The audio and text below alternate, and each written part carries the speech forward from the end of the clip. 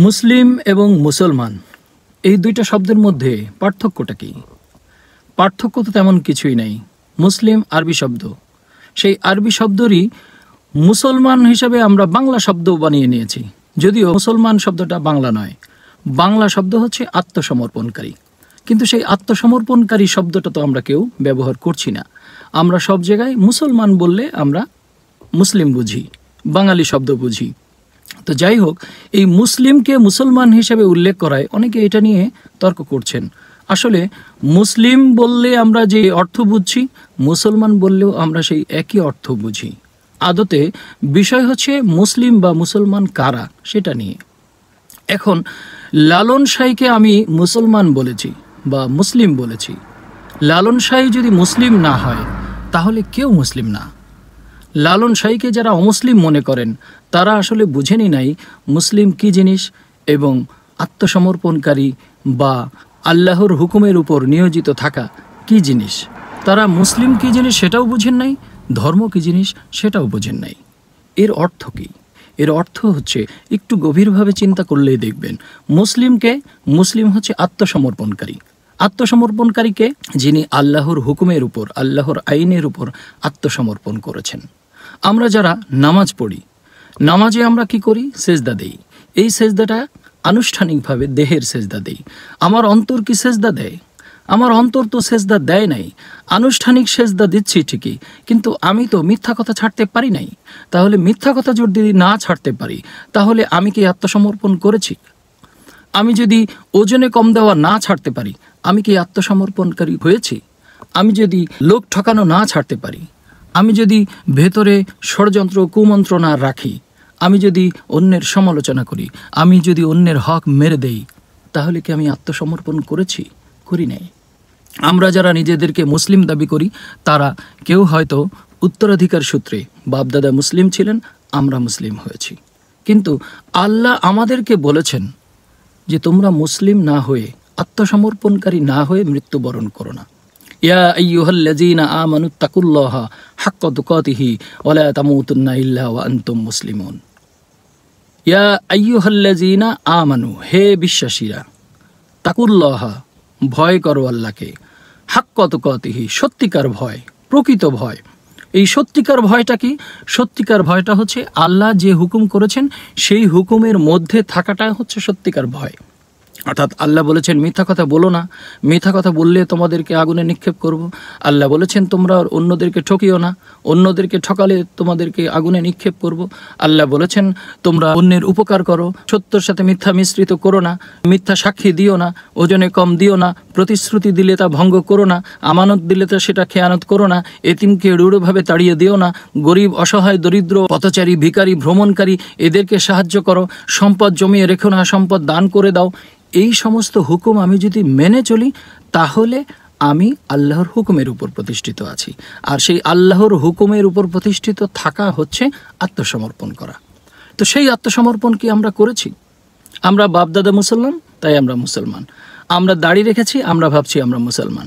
আমরা সুন্নতে খতনা দিয়েছি, আমরা ভাবছি আমরা মুসলমান। কিন্তু এইগুলো তো একটাও আল্লাহ মুসলিমের শর্ত দেন নাই। মুসলিম, এই মুসলিম থেকে আরেকটা শব্দ এসছে, সল্লু, সলা এবং মুসল্লি। এই মুসল্লি কারা? মুসল্লিও আমরা ভাবছি যারা পাঁচ ওয়াক্ত নামাজ পড়ছেন, মসজিদে যাচ্ছেন, তাদেরকে আমরা মুসল্লি বলছি। কিন্তু আল্লাহ তো এদেরকে মুসল্লি বলেন নাই। আল্লাহ মুসল্লির 8টা বৈশিষ্ট্যের কথা বলেছেন সূরা মাআরিজ 70 নম্বর সূরার 22 নম্বর, 23 নম্বর থেকে 35 নম্বর পর্যন্ত এই আয়াতগুলোর ভিতরে 8টা বৈশিষ্ট্য আছে। তার মধ্যে আছে যে যারা সর্বদা সালাতে দণ্ডায়মান থাকে, যারা নিজের লজ্জাস্থানের হেফাজত করে, যারা প্রতিশ্রুতি দিলে তা রক্ষা করে, যারা এতিমদেরকে রূঢ়ভাবে তাড়িয়ে না দিয়ে এতিমদেরকে দান করে, যারা হচ্ছে নিজের সম্পদের উপর যাদের যাদের অধিকার আছে তাদের অধিকার যথাযথভাবে আদায় করে, যারা পরকাল বিচার এবং ভাগ্যের উপর বিশ্বাস করে। এই ধরনের বৈশিষ্ট্য দেওয়া আছে 8টা বৈশিষ্ট্য। সেখানে তো একটা বৈশিষ্ট্যও নাই যে 5 ওয়াক্ত নিয়মিত নামাজ পড়ে, যে ঠিকমতো রুকু সিজদা করে, যে ঠিকমতো কিয়াম কিরাত তাসবিহগুলো আদায় করে, যে যথাযথ সময়ে নামাজ পড়ে। এইগুলোর একটা বৈশিষ্ট্য তো এই মুসল্লির মধ্যে নাই। তাহলে মুসল্লি যারা তারাই তো মুসলিম, কিন্তু সেই মুসল্লির একটা বৈশিষ্ট্যও আমাদের ভিতরে না রেখে আমরা দাবি করছি আমরা মুসলিম। আমাদের অন্তর তো পবিত্র হয় নাই। আল্লাহ বলেছেন পবিত্র অবস্থায় সালাতে দাঁড়াতে। তো পবিত্র অবস্থা কি অজু করলেই পবিত্র হয়ে যায়?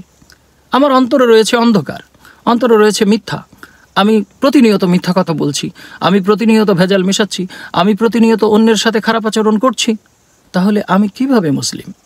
এই যে যারা নারীরা বিশেষ করে যখন তিনি বউ থাকেন তিনি শাশুড়ির সাথে খারাপ আচরণ করেন, যখন তিনি শাশুড়ি হন তখন তিনি বউয়ের সাথে খারাপ আচরণ করেন, তিনি তার ননদদের সাথে খারাপ আচরণ করেন, তিনি তার নিজের ভাই বোন ছাড়া অন্য ভাই বোনদেরকে তুচ্ছতাচ্ছিল্য করেন, নিজের বাবা মা ছাড়া শ্বশুর শাশুড়ি বাবা মাকে তারা তুচ্ছতাচ্ছিল্য করেন, নিজের সন্তানকে যে পরিমাণ তিনি ভালোবাসেন তাদের জন্য যত কিছু করেন অন্যদের জন্য ঠিক তার উল্টাটা করেন। তো এইগুলো করার পরেও আমরা দাবি করছি আমরা মুসলিম। আমরা প্রতিনিয়ত অফিস ঠিক মতো করছি না, অফিসের কাজগুলো ঠিক মতো সময় মতো শেষ করছি না, আমরা প্রতিশ্রুতি দিলে তা রক্ষা করছি না, আমরা কাউকে টাইম দিলে সে টাইম মতো কাজটা করছি না। তো এই সকল কিছু না করে আমরা কিভাবে পবিত্র হই? আমি দেখছি যে এই কেউ দেখছে না, আচ্ছা এটা করো। আমি ট্রাফিক আইন মানছি না, আমি ঠিকমতো ট্যাক্স দিচ্ছি না, আমি ঠিকমতো নিয়ম মানছি না, কোনো জায়গায় কাজ করতে গেলে আমার কাজটা যাতে আগে হয় সেই জন্য আমি ষড়যন্ত্র করছি, সেই জন্য আমি কৌশল অবলম্বন করছি, সেই জন্য আমি ঘুষ দিচ্ছি, আমি সুদ খাচ্ছি, টাকা দিয়ে সেই টাকার উপরে আমি বসে বসে সুদ খাচ্ছি। তো এইগুলো করার পরেও আমি কিভাবে দাবি করতে পারি যে আমি মুসলিম? মুসলিম তো লেবাসে নয়, মুসলিম তো পোশাকে নয়, মুসলিম তো আনুষ্ঠানিকতায় নয়, মুসলিম তো কোনো জাতি নয়, মুসলিম তো কোনো সম্প্রদায় নয়, মুসলিম কোনো গোষ্ঠী নয়। মুসলিম হচ্ছে আত্মসমর্পণকারী, যে আল্লাহর হুকুমের উপর আত্মসমর্পণ করেছে, যে সর্বদা সকলের সাথে আল্লাহর যে আদর্শ সেই আদর্শের উপর নিজেকে প্রতিষ্ঠিত করেছে। আল্লাহর আদর্শই হচ্ছে সর্বদা সৎ কাজ এবং অসৎ কাজকে সম্পূর্ণরূপে বিতাড়িত করে দেওয়া। তো সেটা তো আমরা করি নাই, তো আমরা কিভাবে দাবি করছি আমরা মুসলিম? অথচ এই বৈশিষ্ট্যগুলোর সবগুলো বৈশিষ্ট্য লালন শাহের ভেতরে আছে। লালন শাহ সকলকে ভালোবেসেছেন, সকলে তাকে ভালোবেসে তার কাছে যায়, কিন্তু একজন তথাকথিত মুসলিম অর্থাৎ দাড়ি টুপি জুব্বা আছে, মাদ্রাসা থেকে বড় ডিগ্রি নেওয়া আছে, বারংবার তিনি হজ করছেন, তিনি কি সকলের কথা শোনেন? তার কাছে কি সকলেই যায়? তার মাধ্যমে কোনো মানুষ কি আত্মশুদ্ধি অর্জন করেছে? তার মাধ্যমে কোনো মানুষ কি মিথ্যা ছাড়তে পেরেছে? হ্যাঁ, তার মাধ্যমে কি হয়? তার মাধ্যমে দাড়ি রাখা শিখেছে, জুব্বা পরা শিখেছে, হজ করা শিখেছে এবং 5 ওয়াক্ত নামাজ পড়া শিখেছে, কিন্তু আদতে অন্তর থেকে এই শয়তানের একটা বৈশিষ্ট্যও দূর করতে পারেনি। যেমন খান্নাস, সেই কুমন্ত্রণাদাতা, সারাক্ষণ সে কুমন্ত্রণা দেয় কিভাবে অন্যকে ঠকিয়ে নিজেকে বড় করা যায়, কিভাবে অন্যকে দমিয়ে নিজেরটা বেশি আয়ত্ত করা যায়। শয়তান যে সারাক্ষণ মানুষকে ধোঁকা দিচ্ছে, মানুষকে ষড়যন্ত্রের মধ্যে রাখছে, যে ইবলিস যে সারাক্ষণ অহংকার করছে, অহংকার যে করে সেই তো ইবলিস। মরদুদ যে সম্পদ জমিয়ে রাখছে, আমার যা প্রয়োজন নাই তাও আমি জমিয়ে রাখছি, আমার যেটুকু প্রয়োজন তার চেয়ে অতিরিক্ত আমি আরও চাই আরও চাই আরও চাই করছি, আমি সকাল বিকাল সন্ধ্যা সারাক্ষণ আমি করে যাচ্ছি। আমার সন্তান, আমার ছেলে মেয়ে, আমার ঘরবাড়ি, আমার স্ত্রী, আমার জমি, আমার জায়গা, আমার ভাই বোন, আমার আত্মীয় স্বজন, আমার বন্ধু বান্ধব, মানে যখন যেখানেই আমার সুবিধা আছে সেখানেই আমি আমার আমিত্বকে প্রাধান্য দিচ্ছি। আমি যেই জিনিসটা আমার জন্য পছন্দ করি, আমি আমার বন্ধুর জন্য বা আমার আত্মীয় স্বজনের জন্য বা আমার কাছে আমার সামনে কেউ আছে তার জন্য তো আমি সেটা পছন্দ করছি না। তাহলে এই সমস্ত না করে আমি দাবি করছি আমি মুসলিম।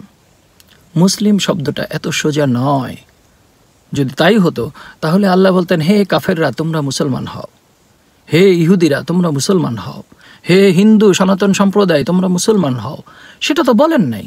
আল্লাহ বললেন, হে বিশ্বাসীরা, অর্থাৎ আমরা যারা আল্লাহ, ফেরেশতা, নবী, রসুল, কিতাব, পরকাল, ভাগ্য এগুলোর উপর বিশ্বাস করেছি, না দেখে বিশ্বাস করেছি, এবং সেই বিশ্বাসীদেরকে আল্লাহ ডেকে বলছেন যে হে বিশ্বাসীরা তোমরা বিশ্বাস করেছো, এবার মুসলিম হও, অর্থাৎ আত্মসমর্পণকারী হও, এই বিশ্বাসকে দৃঢ়ভাবে ধারণ করো।